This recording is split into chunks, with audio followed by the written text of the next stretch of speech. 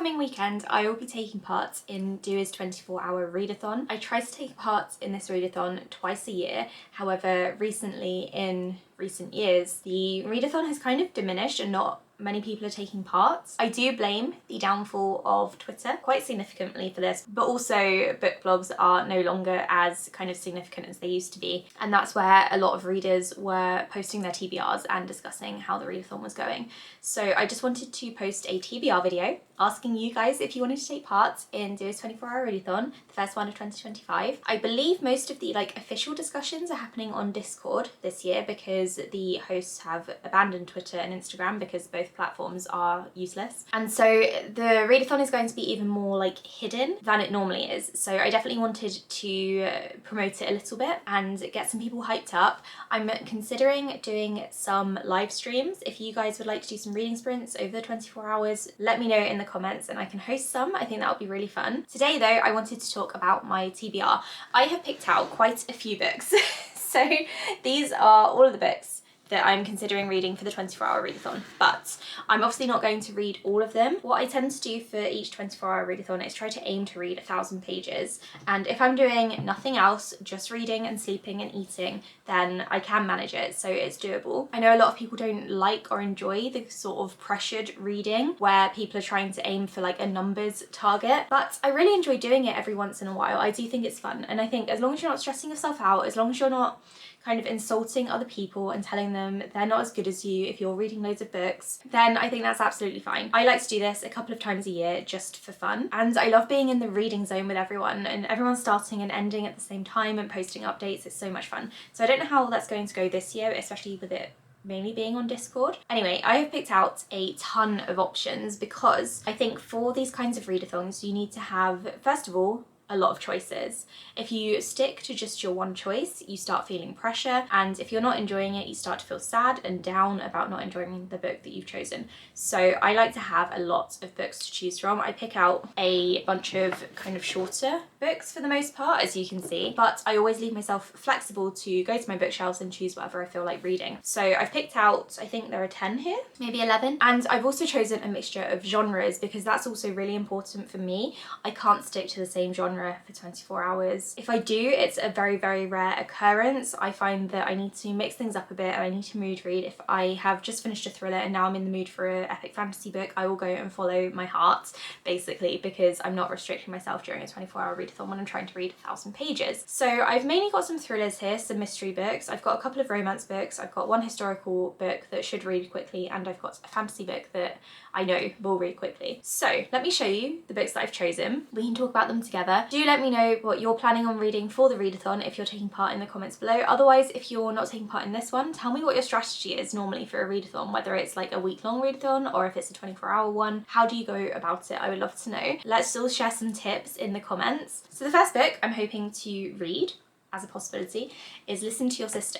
This one came out very recently in the UK and it's blurbed by one of my favourite thriller writers, Ashley Winstead. This is about a 24-year-old woman called Calla who is tasked with looking after her youngest sibling because their parents have died. She's super overwhelmed, and there is also a middle sibling as well who isn't being very helpful, so there is some tension there among the siblings. The back says that the main character is being haunted by something called the nightmare, and I don't know if this is some kind of trauma, PTSD situation, or what's going on, but it sounds really creepy. This is probably one that I would save for the evening so I can get properly creeped out and hooked. I think this is one that I could really, really enjoy. I've also chosen That Night by Gillian McAllister, who is one of my favourite thriller writers. All of her stuff really hooks me from the start, which is why I've picked this one for the readathon, because I need to get hooked in straight away. I don't really know what this is about, and I don't want to go into too much detail because it's a thriller book and I want to be intrigued and surprised, but it says here that there's a family holiday in Italy, and during it Kathy receives an urgent call from her sister saying there has been an accident and her sister has hit a man with her car and now he's dead. Lies start happening, spiraling out of control. So yeah, I like the sound of this one. Its potential. It's a little bit bigger than I perhaps would have liked for the readathon. It's almost 500 pages and that might be a little bit too big, but I'm going to see what I'm in the mood for. Do Not Disturb by A.R. Torre. This is an old school one. This is the sequel to The Girl in 6E, which is about a woman who is a cam girl. She has murderous tendencies, and so she is so anxious and concerned that she would actually murder someone that she stays trapped in her apartment and refuses to leave until she is forced to one day evening because one of her clients seems to also have murderous tendencies and is acting upon them. She thinks he's kidnapped someone, basically. So I'm not sure what the plot of this one is. It's still talking about her not leaving the apartment and something happening on the outside and violence and stuff. I'm expecting this to be quite dark and also very thrilling. It's been ages since I read the first book though, so I can't really remember like the overall tone or vibe of it or plot, but I remember enjoying it. This next one is one that I got quite recently actually, and that's Night Watching. I haven't really heard much about it, but I saw it for cheap on World of Books, so I picked it up. You'll see it in my next book haul. I can't remember where I would have heard about it or spotted it, but I added it to my wish list and then picked it up. So this one says that the main character is stuck home alone with her young children during a blizzard. As she is tucking her son back into bed in the middle of the night, she hears a noise. That noise turns out to be footsteps coming up the stairs. She's wondering whether she should hide, run, or fight. So I think this is kind of a snowy, nighttime, creepy thriller with someone being inside the house, and I love horror films like that, so I think I would enjoy reading it in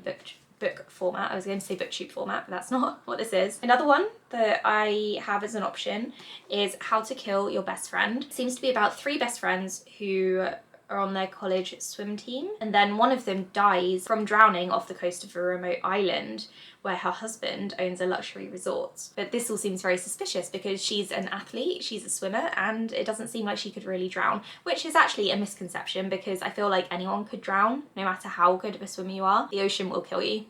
This one could also be a fast-paced one. This is another shorter book. It looks like it's 300 pages, so it could be one that I fly through, especially if I want to read like an exotic, sunny sort of setting. That might be quite nice. I have The Mother-in-Law by Sally Hepworth. I've read one book by her before and I really enjoyed it, and I remember it being very fast-paced and not taking me long at all, so that's why I put this one on the TBR. It looks like Lucy doesn't get on with her mother-in-law Diana, and they never have. They first met 5 years ago, and now Diana has been found dead and there is a suicide note near her body claiming that she no longer wanted to live because of a battle with cancer. Oh no, okay, so I thought this was going to be a cancer story and I wouldn't be interested in that, at least not for a 24-hour readathon, but then it says the autopsy finds that there is no cancer, but it does find traces of poison and suffocation, so this sounds like a really good mystery, I think. And then last, on the kind of mystery detective thriller sort of side and kind of veering into romance, I have Indigo Ridge. I picked this one up, I think for my birthday, because I really loved the sound of a romantic suspense detective sort of story, and this is the first in a series of books. They're all set in the same small town. It's called The Edens,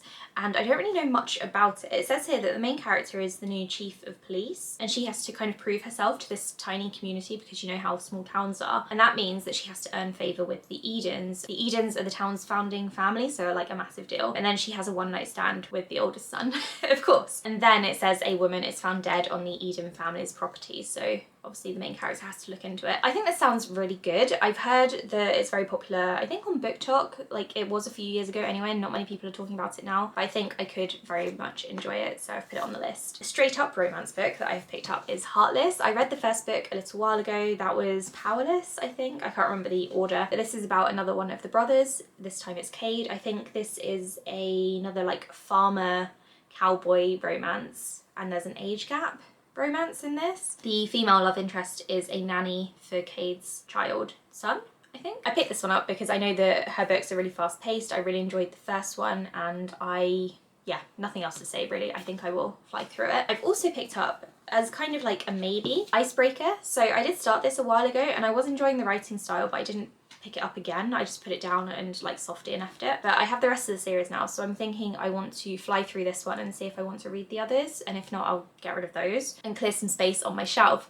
But again, I wanted like a romance option, and these two fill that, or should fill that really well if I'm in the mood for one. Romance and banterous relationships are always really fast paced for me, so that's why this one is an option. My rogue historical choice is Stateless by Elizabeth Vine. This is by the author of Codename Verity, whose books I haven't read in years, but I would really like to because I love her writing style. This is YA historical. It's set during World War II and it follows fighter pilots, but teenage ones, I think. And I believe the main character is taking part in some sort of flying competition. And this competition is trying to sort of showcase peace within Europe while all of this awful stuff is going on. And then one of the competitors dies, and I don't know if the main character has to sort of investigate it or is blamed for it or something, but it turns into a bit of a murder mystery. So that sounds interesting. And again, this could be quite fast paced. I know that I get on well with her writing and I shouldn't have any problems with this one. So I put this one in there as like the rogue choice. And then I've put a fantasy book on here as well. And this could actually be one of two. I've put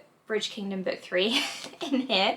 You're gonna get so sick of me talking about this series, but I don't know if I'm gonna read this one before the readathon starts. I'm kind of tempted to, in which case I'm going to put the 4th book on here. I have been reading these books really quickly when I pick them up. The first one I read in like 24 hours or less than, so I can definitely do it. This one is a little bit chunkier than the 1st and 2nd books, but I think because I'm already really familiar with the writing style, all the characters, the world building and all of that stuff, I do think I could read this one really, really quickly. So I've put this on the pile of possibilities in case I need a fantasy book, and then also, as I said, I've got the 4th book as well. I think the 5th book should be arriving this week, so I've got tons of fantasy options if needed, and also I've got my entire TBR back there, so we'll see what I feel like reading. It's probably also worth noting that as well as mixing up genres, I try to mix up formats occasionally during the readathon. So if I'm really deep into reading physical books, I'll sometimes pick up an ebook as well to read, and then I can read that when it gets dark and at night time.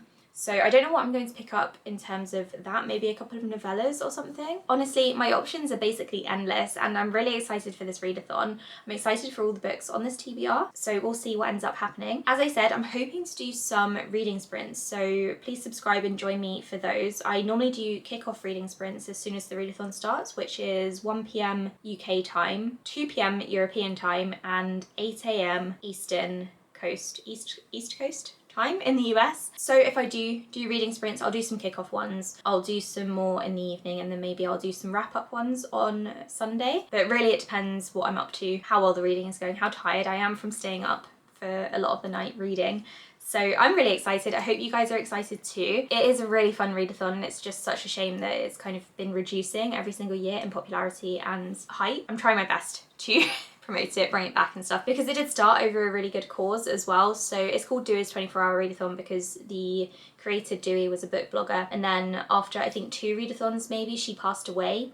This was back in like 2007, 2008. And so the community, the book blogging community, kind of just kept it going. And I would really love for that legacy to continue. And it's just such a shame that it's kind of fizzling out a bit. So this isn't to like guilt trip you or anything. It's just to give you a bit of history on the readathon itself for those who may, well, not have been around that many years ago. I think it'll be a good time. Hopefully you guys can join me, even if you're just reading for a little bit. Let me know and we can read together. Anyway, thank you all for watching, and I'll speak to you again at the weekend. Bye!